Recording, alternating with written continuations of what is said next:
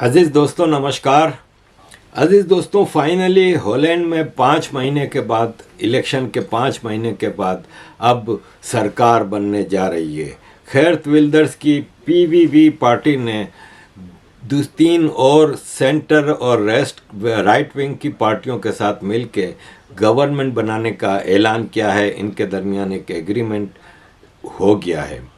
अजीज़ दोस्तों, press conference में गेर्ट विल्डर्स ने कई ड्रामेटिक चेंजेस की बात की है।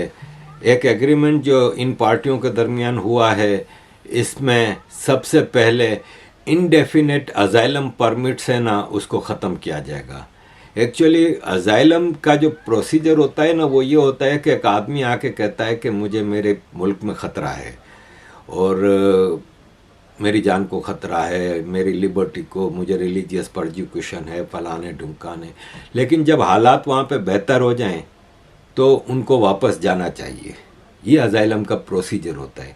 लेकिन यूरोप के अजाइलम का ये प्रोसीजर है कि यहाँ पे एक बार अजाइलम मिल गई तो ये लाइफ टाइम होती है और फिर यहाँ पे बैठे रहो, यहीं पे सेटल हो जाओ। तो इसने life time indefinite asylum permits को एबोलिश ख़त्म करने का ऐलान किया है।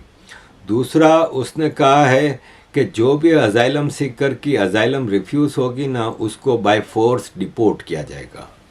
अजीज़ दोस्तों, ये अजाइलम है ना, ये यूरोप में सेटल होने का सबसे आसान तरीका है। जैसे मैंने आपको बताया कि मैं भी आया था तो बेल्जियम में अजाइलम ली थी। हालांकि I was not a political refugee, या मुझे कोई पॉलिटिकल मसला कहीं नहीं था, लेकिन मैंने अजाइलम ली जो कि मेरी अजाइलम रिफ्यूज़ हो गई और फिर मैं दूसरे तरीक़ों से यहाँ पर सेटल हो गया और फ्रेंच नेशनलिटी हासिल कर ली। लेकिन अजाइलम सीकर्स होते हैं ना, जैसे एक मिसाल है कि एक लड़का आया था, उसने कहा कि मेरा नाम अली सुमरो है और उसने यहाँ पे अजाइलम ली और इस तरह से जाली डॉक्यूमेंट्स और ये सब जमा कराया कि उसको अजाइलम मिल गई। फिर बाद में एक दिन इसने मुझे बताया कि मेरा नाम अली सुमरो नहीं है, सुमरो एक्चुअली सिंधी होता है लेकिन वो मेमन है और उसका नाम दूसरा बताया इसने। तो मैंने कहा तो अली सुमरो कौन है? कहता है कि ऐसे ही मैंने नाम रख लिया था। तो उसको अजाइलम मिल गई, लाइफ टाइम परमिट मिल गई और फिर 3 साल के बाद तो वैसे ही आप नेशनलिटी अप्लाई कर सकते हैं उस ज़माने में बेल्जियम में। तो उसने नेशनलिटी अप्लाई करके नेशनलिटी ले ली। इस तरह यहाँ पे अजाइलम के बड़े हिसाब किताब होते हैं। लोग अजाइलम लेते हैं, रिफ्यूज़ होती है, दूसरे नाम से फिर अजाइलम लेते हैं। अब ठीक है, ये जो बायोमेट्रिक होता है, फिंगरप्रिंट्स, ये वो तो अब ये ज़रा मुश्किल हो गई है, लेकिन नॉन यूरोपियन कंट्रीज़ में जाके फिर अजाइलम ले लेते हैं। वहाँ पे तो बायोमेट्रिक कॉमन कंप्यूटर नहीं होता, लेकिन अजाइलम के उस पर लोग बहुत ज़्यादा वो, और फिर क्या होता है, रिफ्यूज़ होती है तो इधर उधर चले जाते हैं, इलीगल रहते हैं। तो बेल्जियम में उस ज़माने में 90s में ऐसा इन्होंने सिस्टम किया था कि जो अजाइलम सीख कर आएगा ना, वो ऑन द डे, पहले ही दिन उसको फैसला होगा। और अगर उसकी अजाइलम रिफ्यूज़ होती है तो उसको एक जेल तो नहीं कह सकते, एक बंद सेंटर, जेल की तरह ही बंद होता है वो, उसमें रखेंगे जब तक कि उसकी अपील का फ़ैसला नहीं होता। जो अजाइलम रिफ्यूज़ हुई है, इसकी अपील का फ़ैसला नहीं होता। तो बेल्जियम ने उस वक्त तकरीबन 2 महीने तक वो बंद रखते थे और उसी दौरान उसकी अपील का फ़ैसला होता था तो उसको रिपोर्ट कर देते थे। तो अब ये गेर्ट विल्डर्स ने इसी तरह के एक सिस्टम की बात की है कि अब जो भी अजाइलम रिफ्यूज़ होगी ना, उसको डिपोर्ट किया जाएगा बाय फोर्स। इसी तरह अजाइलम सीकर्स को प्रायोरिटी दी जाती थी सोशल हाउसिंग के लिए, कि यहाँ पे जो गवर्नमेंट के हाउसेस होते हैं वो फ्री में दिए जाते हैं गरीब लोगों को। तो अजाइलम सीकर्स को प्रायोरिटी पे दिया जाता था। तो ये भी इसने कहा कि ख़त्म, अब लाइन में बारी आएगी तब मिलेगा, ये नहीं कि तुमको प्रायोरिटी दी जाएगी। इसके अलावा एक अजाइलम सीकर अजाइलम लेता था, फ़ौरन 2 महीने बाद फैमिली को बुला लेता था, बीवी बच्चे सब। तो वो भी ऑटोमेटिक रीयूनिफिकेशन ख़त्म कर दिया है। अब जैसे इंग्लैंड में फैमिली बुलाने के लिए पहले ये था कि आपकी इनकम मेरा ख्याल है 23,000 पाउंड साल की थी तो आप अपनी फैमिली को बुला सकते थे। अब नहीं है। अब इंग्लैंड ने आपकी एनुअल इनकम 38,000 पाउंड है तो आप अपनी फैमिली को बुला सकते हैं।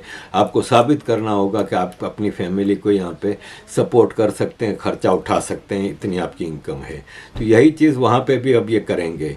इसके अलावा यूरोपियन कमीशन से ये लोग रिक्वेस्ट करेंगे हॉलैंड की गवर्नमेंट के हम यूरोपियन अजाइलम और माइग्रेशन पॉलिसी से अलग हो रहे हैं, अब हम अपनी पॉलिसी खुद बनाएंगे। इसके अलावा उन्होंने एग्रीकल्चर रिफॉर्म्स और काफ़ी फार्मर्स के मसलों के हवाले से बातें की हैं।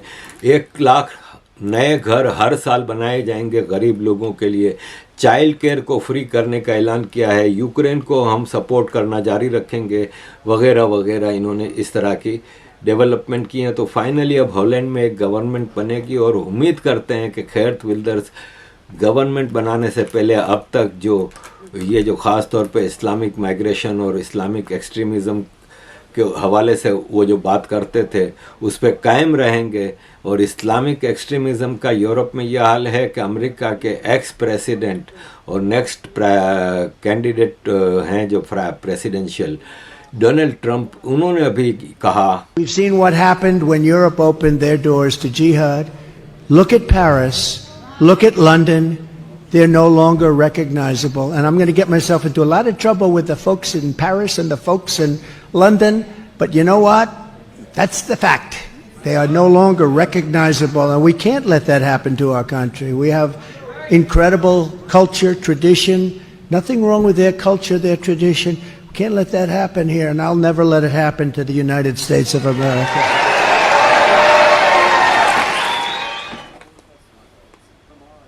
तो वाकई लंदन पेरिस लगते नहीं है जो कि एक ज़माने में दुनिया में इन शहरों का नाम था, बल्कि अब ये एक तबाहशुदा, जैसे किसी मैदान जंग फौजें आती हैं तो जैसे हलाकू खान आया था, चंगेज़ खान आया था, तैमूर लंग आया था, तो ये लोग जब तबाही मचाते थे इस शहरों की निशानी अब ये पेश करता है।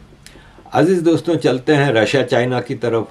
रशिया ने ऐलान किया है कि अंटार्कटिका में इनको major oil and gas reserves मिले हैं और तकरीबन 511 billion barrel oil and gas मिला है। ये नॉर्थ सी का टोटल 50 साल का जितना आउटपुट है ना, उससे 10 गुना ज़्यादा है। अजीज़ दोस्तों, जैसा कि आपको पता है कि रशिया के व्लादिमीर पुतिन इस साल इलेक्शन में जीतने के बाद पहली बार रशिया से बाहर गए हैं। वो चाइना गए और चाइना के जी जिनपिंग से इनकी काफ़ी तफसीली मुलाकातें हुई और चाइना ने इनका भरपूर स्वागत किया। और यह है कि वेलकम सेरेमनी बीजिंग के great hall of the people के बाहर बहुत बड़ी सेरेमनी की गई और इनकी मीटिंगों में दोनों ने कहा कि हम रशिया और चाइना अच्छे दोस्त हैं। अब अजीज़ दोस्तों, यहाँ पे मैं आपको बता दूं कि एक्चुअली रशिया और चाइना अच्छे दोस्त नहीं हैं। एक ज़माने में जब कम्युनिज़म का तूफ़ान आया था तो ये दोनों मेजर कम्युनिस्ट कंट्री थे, लेकिन दोनों की पॉलिसीज़ में ज़मीन आसमान का फ़र्क था। और फिर जब टर्न अराउंड हुआ तो लेट 80s में सोवियत यूनियन ख़त्म हुआ, रशिया बना, तो Russia was no more a communist country. China आज तक कम्युनिज़म का क्लेम करता है, लेकिन China is not a communist country. China में जितने बिलियनर हैं तो कम्युनिज़म में बिलियनर कहाँ से आ गए? कम्युनिज़म में तो सब कुछ स्टेट का होता है, बाकी सब बराबर होते हैं। तो चाइना खाली ढकोसला है, बाकी कम्युनिस्ट नहीं है। अब एक्चुअल सिचुएशन ये है कि रशिया और चाइना बॉर्डरिंग कंट्रीज़ हैं और एशिया में अब इंडिया एक एमर्जिंग पावर आ गई है। इससे पहले यही दो बड़ी मिलिट्री और इकोनॉमिक पावर होती थी और दोनों कॉम्पिटिटर थे एक दूसरे के, दोनों का एक दूसरे से कंपटीशन था। अब जैसे एक मिसाल ले लें कि ग्वादर पोर्ट जो पाकिस्तान की है उसके लिए रशिया ने बहुत ज़्यादा कोशिशें की थी कि उसको मिल जाए। और भुट्टो के साथ, जब भुट्टो प्राइम मिनिस्टर था तो रशिया और चाइना दोनों भुट्टो के साथ मिलते थे और कोशिश कर रहे थे। और शायद उस वक्त एक ख्याल है कि अमेरिका के जो डिफरेंसेस थे भुट्टो के साथ, जिसकी वजह से भुट्टो को उड़ाया गया और फिर फांसी दी गई और अपने पपेट ज़ियाउल हक को अमेरिका लाया था।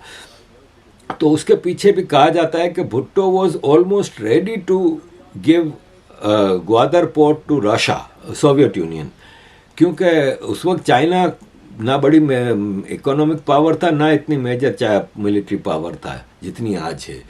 तो भुट्टो के बारे में ये कहा जाता है कि वो ऑलमोस्ट एग्री हो गया था अपने माइंड में कि वो ग्वादर पोर्ट सोवियत यूनियन के हवाले कर देगा। और ये अमेरिका के लिए एक बहुत बड़ा ख़तरा था कि ग्वादर पोर्ट, आपको पता है कि ऐसे कॉर्नर पे है जहाँ पे ईरान की चाबहार, ओमान, गल्फ़ से आने वाला स्ट्रेट ऑफ हुर्मुज़ का रास्ता और ये सब चीज़ें इम्पोर्टेंट जगह थी। तो इसीलिए भुट्टो को फारिग किया गया और ग्वादर पोर्ट को बचा लिया गया। वो बाद में फिर चाइना को दिया गया। तो चाइना और रशिया इनफैक्ट कॉम्पिटिटर्स हैं। हालात ऐसे आ गए हैं कि इस वक्त यूक्रेन वार की वजह से अमेरिका रशिया से भी लड़ पड़ा है तकरीबन, और चाइना के खिलाफ भी। हालांकि चाइना के साथ इनकी ट्रेड डील है, सब कुछ है, लेकिन अमेरिका का पंगा इन दोनों से है। तो इसलिए ये दोनों यूनाइट हो गए हैं और दोनों ने ऐलान किया है कि अपनी इस मीटिंग के बाद कि हम मिल के दुनिया को एक पीसफुल जगह बनाएंगे और ये दुनिया पीसफुल बनेगी, हम इसके लिए दोनों मिल के कोशिशें करेंगे। तो ये इसके जवाब में ज़ाहिर है अमेरिका ने चाइना को धमकियाँ दी हैं कि अमेरिका ने चाइना को कहा है कि जो भी रशिया के साथ डील करेगा वो हमारा दोस्त कैसे हो सकता है, और चाइना को सोचना चाहिए कि वो इस तरह की बातें ना करे। दूसरी तरफ रशिया के प्रेसिडेंट व्लादिमीर पुतिन ने अपनी एटॉमिक फोर्स को प्रैक्टिस करने का कहा है कि आप अपने टैक्टिकल न्यूक्लियर वेपन्स की प्रैक्टिस करें और किस तरह ये चलाए जाते हैं। तो रशिया एक तरह से पूरी तरह प्रिपेयर्ड है एक बड़ी वॉर के लिए। अजीज़ दोस्तों, ब्रिक्स की मीटिंग होगी अक्टूबर में। ब्रिक्स के फाउंडिंग मेंबर्स जो 5 हैं, Russia, China, India, south Africa और ब्राज़ील, उनकी ये मीटिंग होगी। और एडिशनल जो मेंबर्स आए हैं उनको अभी ऑब्जर्वर का स्टेटस शायद दिया जाएगा। ब्रिक्स ने ये अक्टूबर की मीटिंग में ये फैसला किया जाएगा कि ये 5 कंट्री ट्रेडिंग के लिए आगे डॉलर यूज़ नहीं करेंगे और डॉलर की हेजेमनी को ख़त्म किया जाएगा और आपस की ट्रेडिंग के लिए ब्रिक्स की एक करेंसी इंट्रोड्यूस कराई जाएगी, जिस तरह यूरोप में एक यूरो करेंसी इंट्रोड्यूस कराई गई थी। वरना पहले जर्मनी में मार्क चलता था, हॉलैंड में गिल्डर चलता था, बेल्जियम और फ्रांस में फ्रैंक चलता था, और इस तरह सबकी अपनी अपनी करेंसियाँ थीं। तो वो ख़त्म करके यूरो बनाया गया। तो एक पॉसिबिलिटी है कि कॉमन ट्रेड के लिए एक कॉमन करेंसी बनाई जाएगी, क्योंकि चाइना चाहता है कि उसके युआन को यूज़ किया जाए ट्रेडिंग के लिए, लेकिन इंडिया चाहता है कि इंडिया का रुपया यूज़ हो। तो इंडिया और चाइना की जो दोनों जायंट्स हैं इकोनॉमिकली और मिलिट्री वाइज भी, और दोनों दोस्त हैं ठीक है, लेकिन पंगे बहुत हैं इंडिया चाइना के। तो इसको किसी एक की करेंसी लेने के बजाय एक कॉमन करेंसी इंट्रोड्यूस कराई जाएगी। अजीज़ दोस्तों, तुर्की की पार्लियामेंट में एक बिल पेश किया गया जिसमें ये रेजोल्यूशन पेश किया गया कि चाइना ईस्ट तुर्किस्तान, जिसको जिंगजियांग प्रोविंस चाइनीज़ कहते हैं, उसमें जो उगर जेनोसाइड कर रहा है उसके ऊपर एक रेजोल्यूशन लाया गया, जिसके खिलाफ अरबगान की AK पार्टी ने वोट दिया और उसको रिफ्यूज़ करवाया। अरबगान की पार्टी का कहना यह है कि चाइना उगर का जेनोसाइड नहीं कर रहा। तो सलीह हुदैर, जो कि ईस्ट तुर्किस्तान के फॉरेन मिनिस्टर इन एग्ज़ाइल हैं, अमेरिका में रहते हैं, उन्होंने कहा है कि ये इसलिए तैयब अरबगान ने रिफ्यूज़ करवाया रेजोल्यूशन कि चाइना ने $50 बिलियन दिए हैं तुर्की को ये मामला वो करने के लिए। अजीज़ दोस्तों, एक और ख़बर यह है कि अभी चाइना के जी जिनपिंग सर्बिया के दौरे पे गए थे और हंगरी के भी दौरे पे गए थे।